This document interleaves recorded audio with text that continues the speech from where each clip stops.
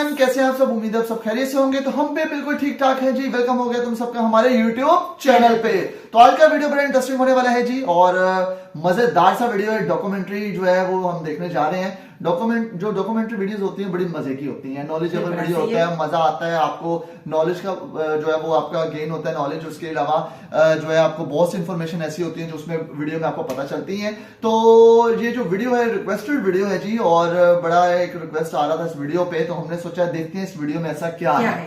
तो वीडियो का टाइटल बताता चलो, how poor boy build a $1 billion empire, Magna group of industries Bangladesh. अच्छा जी, सक्सेस एक स्टोरी है और स्टोरी को हम देखते हैं। इससे पहले भी हमने जो है एक सक्सेस स्टोरी पे जो है वीडियो की थी, बड़ी मजेदार वो वीडियो थी। तो उसी तरह का एक और वीडियो है और वीडियो बड़ा इंटरेस्टिंग होने वाला है। मिस्टर हाइड का ये वीडियो है, इसका ओरिजिनल लिंक आपको डिस्क्रिप्शन पे मिल जाएगा। चैनल को लाइक फॉलो शेयर लाजमी कीजिएगा। तो पहले हम वीडियो देखते हैं, बाकी डिस्कशन बाद में करेंगे हमेशा की तरह। तो वीडियो पे जाने से पहले चैनल को लाइक करें, शेयर करें, सब्सक्राइब करें और बेल आइकन पर लास्ट में क्लिक करें ताकि आपको आने वाली वीडियोस को नोटिफिकेशन टाइम में मिल सके। So let's watch the video. तो हैवी गो। আসসালামু আলাইকুম। সাল 1955। কুমিল্লা জেলার 14 গ্রাম উপজেলায় অভাবী এক পরিবারে জন্মগ্রহণ করে এক বালক। তিনি এমন এক গ্রামে জন্মগ্রহণ করেছিলেন যেখান থেকে তাকে দৈনিক 11 কিলোমিটার হেঁটে কলেজে যেতে হতো। ছোটবেলা থেকেই পরিশ্রমী এই ছেলেটি পরবর্তীতে গড়ে তোলেন বাংলাদেশের অন্যতম বড় বিজনেস এম্পায়ার মেঘনা গ্রুপ অব ইন্ডাস্ট্রিজ, যার অধীনে এখন প্রায় 54টির বেশি শিল্প প্রতিষ্ঠান রয়েছে। তিনি হলেন মুস্তফা কামাল। আজ আমরা জানব কিভাবে তিনি এই অভাবের মধ্যে থেকেও এত বড় বিজনেস এম্পায়ার তৈরি করলেন। মুস্তফা কামালের পিতা ছিলেন একটি লঞ্চের কর্মচারী। সে সময়ে কুমিল্লায় চলেছিল অনেক মঙ্গা। মুস্তফা কামাল সকালবেলা এক মুঠো চাল ভাজা খেয়ে মক্তবে যেতেন। সেখান থেকে এসে গরুর জন্য ঘাস কেটে রেখে স্কুলে যেতেন। এভাবে অতি কষ্টে স্কুলে পড়াশোনা শেষ করে তিনি একটি কলেজে ভর্তি হলেন। কলেজটি ছিল তার বাড়ি থেকে 11 কিলোমিটার দূরে।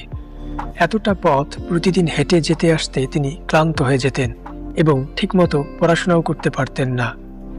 তাই তিনি তার বাবার কাছে আবদার করলেন একটি সাইকেল কেনার জন্য, কিন্তু তার বাবার পক্ষে একটি সাইকেল কিনে দেওয়ার সামর্থ্য ছিল না। এরপর এক প্রকার রাগ করেই তিনি বাড়ি থেকে বের হয়ে চলে আসলেন ঢাকায়। ঢাকায় এসে তিনি এক বড় সমস্যায় পড়লেন, সেটি ছিল থাকার সমস্যা। ঢাকায় তার থাকার মতো তেমন জায়গা ছিল না। তার বাবা যেহেতু লঞ্চে চাকরি করতেন, সেই সুবাদে সদরঘাটের এক পরিচিত ব্যক্তি তাকে লঞ্চে থাকার সুযোগ করে দেন। লঞ্চের মেঝেতে চাদর বিছিয়ে তিনি রাত কাটাতেন। এরপর পুরান ঢাকার এক দোকানে তার চাকরি হয়ে যায়। তিনি পুরান ঢাকার একটি বাড়িতে লজিং থাকা শুরু করেন। 2 বছর দোকানে চাকরি করে তিনি ব্যবসা সম্পর্কে মোটামুটি একটা ভালো আইডিয়া পেয়েছিলেন, যদিও তার ব্যবসার হাতেখড়ি হয়েছিল গ্রামে থাকা অবস্থাতেই। গ্রামের বাজারে তার চাচার সুপারির দোকান ছিল এবং তিনি মাঝে মধ্যেই সেই দোকানে বসতেন। যাই হোক, মানুষের অধীনে চাকরি করার থেকে তিনি নিজেই ব্যবসা করতে স্বাচ্ছন্দ্য বোধ করতেন। ওই সময় ঢাকায় গুটি কয়েক শিল্প কারখানা ছিল। এর মধ্যে উল্লেখযোগ্য ছিল Dhaka vegetable, Nabisco, Kohinoor chemicals প্রভৃতি। এই কোম্পানিগুলোর ডিলারশিপ নেওয়া ছিল তখন অনেক ভাগ্যের ব্যাপার। এত স্বল্প পুঁজিতে তাদের ডিলারশিপ পাওয়া যেত না। তাই যারা ডিলারশিপ পেয়েছে তিনি তাদের কাছ থেকে পণ্য কিনে ঠেলাগাড়িতে করে বিক্রি করতেন। কিন্তু এই স্বল্প লাভে তার দিন ঠিকমতো কাটছিল না। তিনি আরেকটু স্বাবলম্বী হতে চাইলেন। তাই এবার তিনি পরিবহন ব্যবসায় নামতে চাইলেন। পরিচিত একজনের কাছ থেকে পুরনো একটি গাড়ি কিনে সেটিকে মেরামত করে গুলিস্তান থেকে ফার্মগেট হয়ে মিরপুর রোডে চালানো শুরু করলেন। কিন্তু এই ব্যবসাতে তিনি এক বড় সমস্যায় পড়লেন। গাড়ির রুট পারমিট না থাকায় তাকে বিভিন্ন ধরনের পুলিশি হয়রানির শিকার হতে হলো। এর উপর আবার পুরনো গাড়ি হওয়ায় বারবার নষ্ট হয়ে যেত এবং মেরামত খরচ অনেক বেশি পড়ে যেত, ফলে লাভ ছিল খুবই সীমিত। এইরকম বিভিন্ন সমস্যায় জর্জরিত হয়ে তিনি পরিবহন ব্যবসা ছেড়ে দিলেন। ঠিক তখনই তার হাতে চলে আসে ব্যবসায়িক সফলতার চাবি। তার পরিচিত এক বড় ভাই আগারগাঁওয়ে হাসপাতালে চাকরি করার পাশাপাশি টঙের দোকান চালাতেন। মুস্তফা কামাল তখন সেই দোকানের নাম ব্যবহার করেই 1976 সালে একটা ট্রেড লাইসেন্স করে নিলেন। এটি ছিল তার ব্যবসায়িক জীবনের একটা টার্নিং পয়েন্ট। ট্রেডিং লাইসেন্স নেওয়ার ফলে তিনি ঢাকা ভেজিটেবলস এর ডিলারশিপ পান। ডিলারশিপের এই ব্যবসায় তার ভালোই সফলতা আসলো। মাসে আয় দাঁড়ালো 2 থেকে 3 হাজার টাকা। তার ইনকাম বেড়ে যাওয়ায় তিনি কিছু টাকা জমালেন এবং বাড়ি থেকে জমি বন্ধক রেখে কিছু টাকা নিয়ে এসে এবার তিনি নিজেই একটি দোকান দিলেন। এভাবেই তার ব্যবসায়িক জীবন ভালোই কাটছিল। কিন্তু তখনই ঘটে গেল তার জীবনের একটা ভয়াবহ ঘটনা। এটা 80-র দশকের শুরুর দিকের ঘটনা।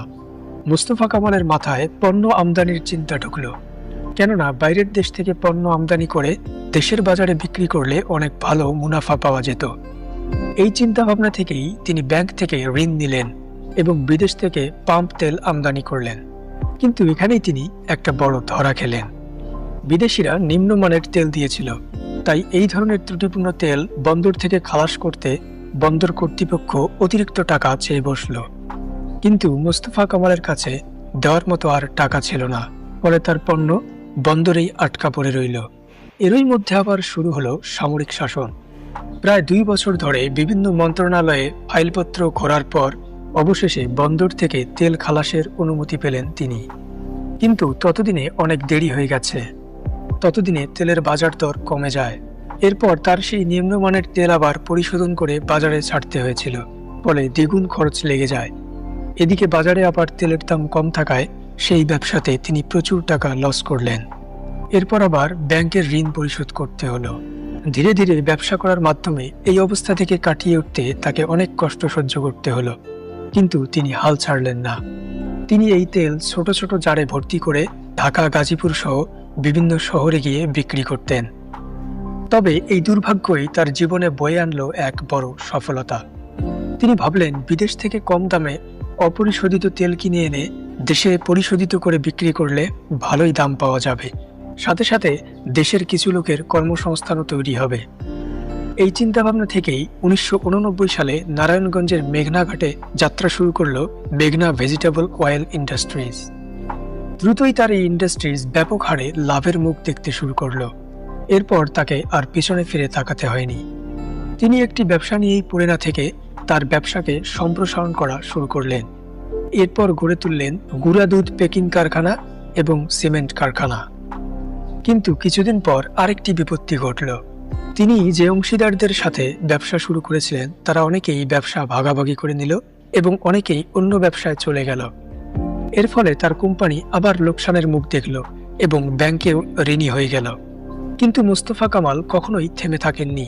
তার ছিল দৃঢ় মনোবল। তিনি দ্রুতই এই সমস্যা কাটিয়ে ওঠার ব্যবস্থা করলেন।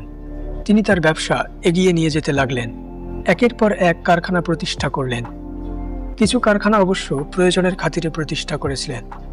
যেমন গুঁড়া দুধ প্যাকেট করতে যে কার্টুনের প্রয়োজন হতো, অন্য কোম্পানি সেই কার্টুন সময় মতো যোগান দিতে পারত না, তাই তিনি নিজেই কার্টুন তৈরির কারখানা দিলেন।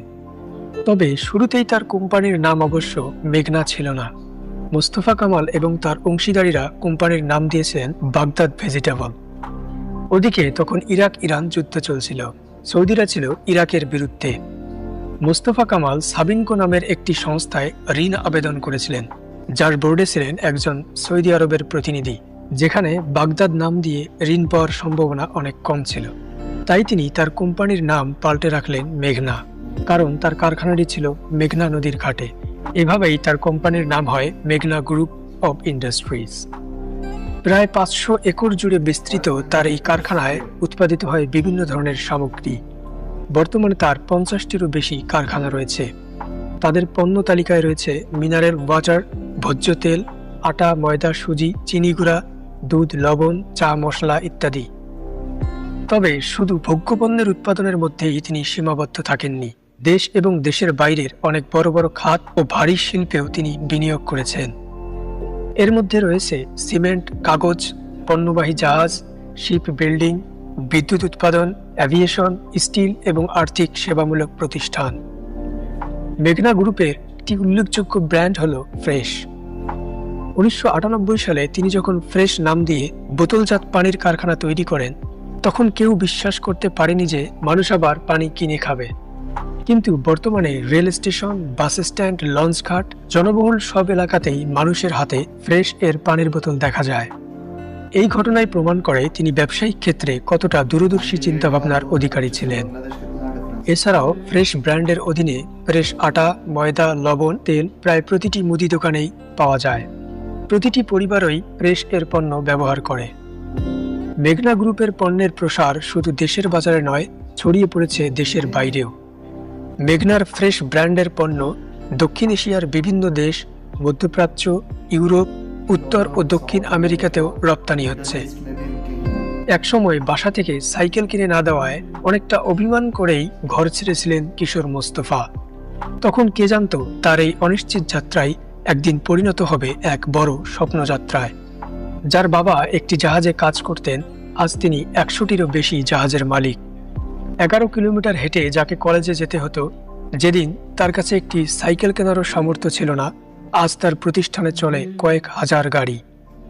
তার এই সফলতার রহস্য ছিল চেষ্টা, শ্রম আর মানুষের আস্থা। बिल्कुल यार, बड़ा जबरदस्त और बड़ा एक इंटरेस्टिंग मुझे ये वीडियो लगा है। और एक सक्सेसफुल जो सक्सेस स्टोरी इसमें बताई गई है कि एक ऐसा बच्चा एक ऐसी इलाके में पैदा होता है जहाँ पे बहुत ज्यादा वो लोग जो है पुअर होते हैं और जिंदगी गुजार रहे हैं, अपनी परेशानियां हैं, खाने को इतना कुछ नहीं है, यहाँ तक कि एजुकेशन नहीं है। फिर जो डेली बेसिस पे वो राइस, बॉइल्ड राइस जो है वो सिर्फ खाया करते थे। और जैसे जैसे वो बड़े होते हैं, मुस्तफा कमाल मेरे ख्याल से उनका नाम था, तो जैसे जैसे बड़े होते हैं तो जाहिर सी बात है पढ़ने लिखने की उम्र होती है। उस एज में बच्चे जो है वो स्कूल जाते हैं। जो था वो भी उनका जो था स्कूल या कॉलेज था 11 किलोमीटर दूर था। सबसे पहली चीज तो उम्र ये थी कि कोई उनके पास फैसिलिटीज ही नहीं थी पढ़ाई की, लेकिन उन्होंने उनके अंदर वो एक उमंग थी, स्टडीज के लिए जज्बा था। सो उन्होंने वो गाय बकरियां वगैरह जो भी उनको चरा के तो उन्होंने वो पैसे कलेक्ट करते थे। देन उन्होंने वहां से अपनी बुक्स बाय की और वहां से उन्होंने स्टडीज का आगाज किया।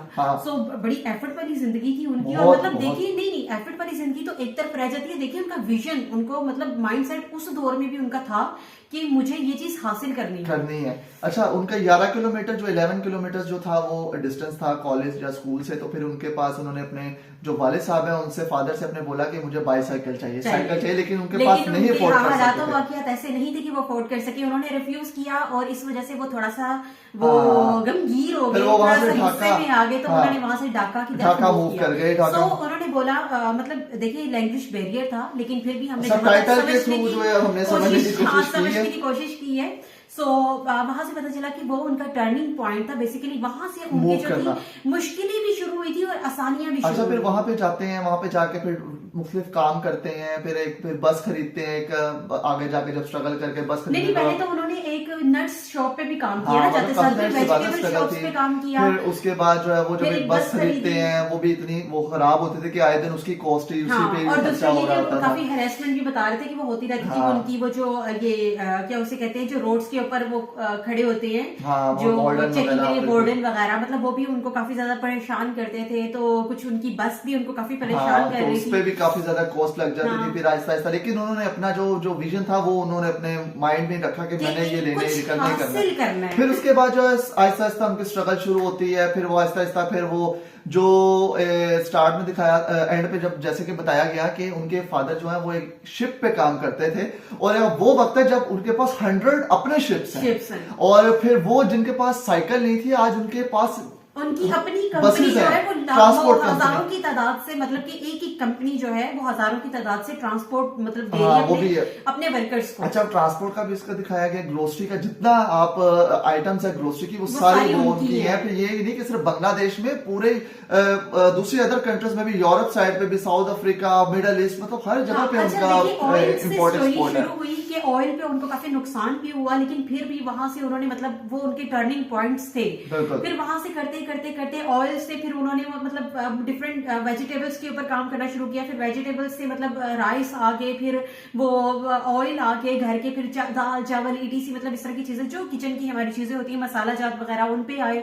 फिर वहां से आहिस्ता आहिस्ता मतलब किचन से मतलब थोड़ा सा बाहर आए, तो बाहर की चीजों में जैसे सीमेंट हो गया, जैसे वो स्टील हो गया, जैसे मतलब और डिफरेंट सीमेंट हो गया, मतलब काफी चीजें ऐसी, फिर मतलब आहिस्ता आहिस्ता वो लॉन्च करते गए और फैक्ट्रीज पे फैक्ट्रीज हाँ, बनती वो गई। 500 एकड़ 500 एकर्स पे जो थी उनकी वो पूरी वो उन्होंने उनका सेटअप और काफी ज्यादा एम्प्लॉयज भी, हाँ। और वो उनके एम्प्लॉयज की भी मेहनत है, अब जाहिर सी बात है उनकी पूरा टीम वर्क है एक, तो बड़ी एक अच्छी सक्सेसफुल स्टोरी हमें देखने को मिली एक और।